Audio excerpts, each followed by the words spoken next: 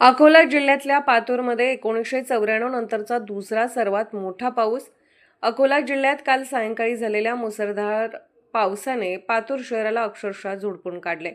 तर अवघ्या काही वेळेच्या पावसामुळे शहरातील सकल भाग जलमय झाला असून अनेक घरांमध्ये पाणी शिरले होते. तर स्थानिक नागरिकांच्या म्हणण्यानुसार 1994 नंतर इतका मोठा पाऊस प्रथमच पाहायला मिळाला आहे. तर या पावसामुळे जनजीवन विस्कळीत झाले असून प्रशासनाकडून अद्यापही नुकसानीचा पंचनामा झाला नसून तहसीलदारांनी पाठ फिरवली असल्याचा आरोप स्थानिकांनी केला आहे. हर्षदास सोनोने, अकोला.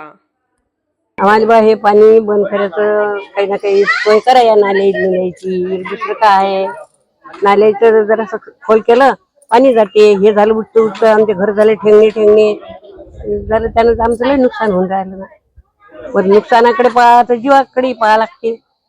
का जीव घेऊन पहा, असे लहान लहान लेकडे घेऊन कुठे पहा आम्ही.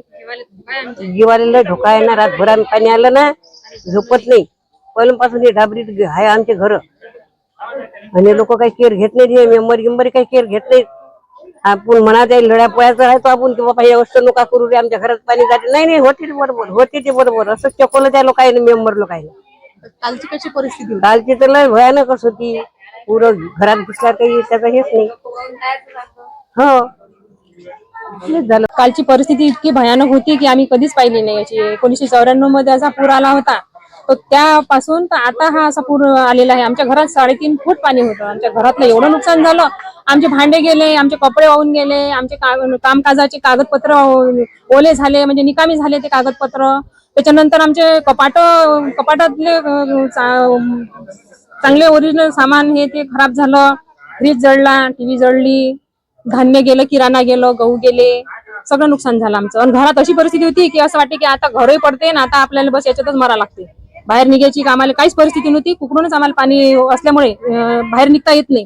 हा रोड एवढा भरून येते की कंबर इतकं पाणी या रोड नसते. जायचं कुठं आम्ही? घरात थांबू शकत नाही, बाहेर बी निघू शकत नाही, अशी परिस्थिती झाली होती. आणि या रोडनं एवढं पाणी काढलेलं आहे. संभाजी चौक, मिलिंदनगर चौक, गुरुवारपेठ, आठवडी बाजार, गोंडवेस, इतक्या गावातलं पाणी बस स्टँड, पोलीस स्टेशन पासून हे पाणी या आमच्या रोडनं काढलेलं आहे. याच्या अगोदर जे लोक नगरसेवक, नगर अध्यक्ष होऊन गेले, पण केअर घेतली नाही. मान्सून पूर्व नगर परिषदनं आपल्या सर्व्हिस नाल्या साफ करायला पाहिजे. कोणतेही कर्मचारी, सफाई कामगार येऊन नाल्याची साफसफाई झालेली नाही. सगळी गंदगी आहे. त्या गंदगी असल्यामुळे नदीतलं पाणी पास होत नाही. आणि जवळच नदी असल्यामुळे आम्हाला आमच्या जीवाला धोका आहे.